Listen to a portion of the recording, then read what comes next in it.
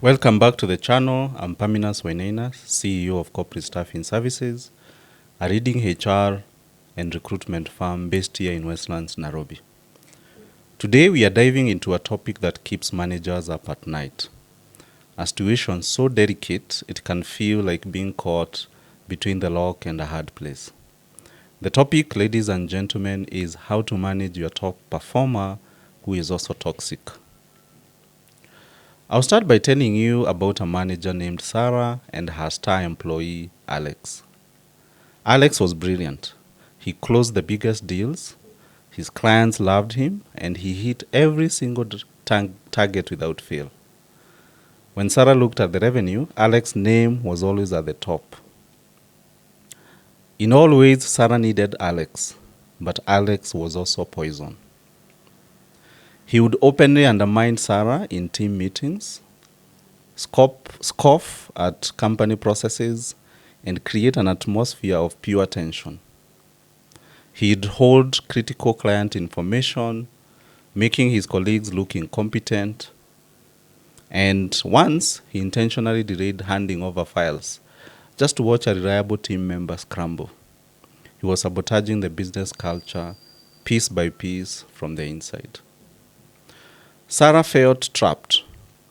If she fired Alex, she would lose a massive chunk of revenue and risk her annual targets. If she kept him, her loyal team members, the people who built the company alongside her, would quit, defeated by the constant hostility. This is the dilemma, ladies and gentlemen. How do you deal with an employee who fuels your growth, but at the same time is slowly killing your company? So what do we do? As managers, as leaders, we must stop mixing performance with behavior. And your first critical step is to separate them. Dear manager, you're not dealing with a poor performer. You are dealing with a behavioral issue that must be managed through discipline, regardless of the sales numbers. And the strategy is simple, but it requires discipline from your side. And what do I recommend? Number one is formal documentation. So start logging every single toxic incident, the undermining, the harsh words, the delayed files. Log in the date, time, even have witnesses. You need solid evidence. In this day and age where everything is being decided in the courts, you need solid, hard evidence. Second is to have direct conversation. So if you are Sarah, I would recommend you sit Alex down for a formal meeting. Do not focus on his bad attitude. Focus on the business impact of his behavior. For example, you can tell him, Alex, your performance is exceptional and we value your contribution. However, when you intentionally withhold client data, it creates a workflow failure that costs the company time and trust. This is a clear breach of our company rules and regulations and even policies. So after having that conversation, go a step further and let him know that this is the line that he cannot cross. What I call the zero tolerance line. So you're putting him on a behavioral improvement plan. You must communicate that the next single documented incident of sabotage or hostility will lead to disciplinary action. Now, the reason Sarah found herself in this trap is because her organization lacked the proper HR structures to handle this situation clearly and confidently from the start. And this is, I've seen this a lot with the small and the medium-sized organization. I know as small firms, we feel that we don't have the budget. But this is where professionals such as ourselves come in.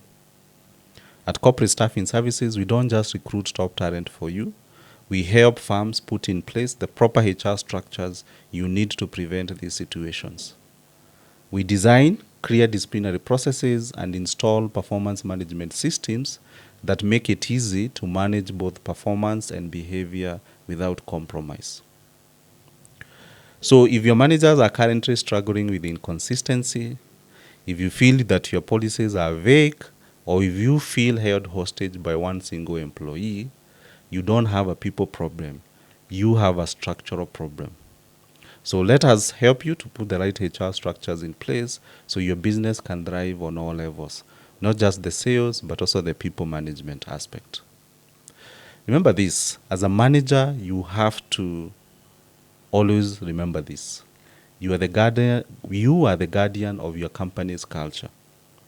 And cultural fit is not a luxury, it is a necessity. A single toxic employee will cripple the morale of an entire department, costing you far more than any temporary revenue dip. So you have to be courageous and protect your team. Yeah. If you faced a similar dilemma, I want to hear your story. Drop a comment below and let's discuss how you handled it. And don't forget to like this video and subscribe so you don't miss next week's management mentorship advice. I'm Paminas Wenena from Corporate Staffing Services, and I look forward to helping you build a stronger organization. See you in the next video.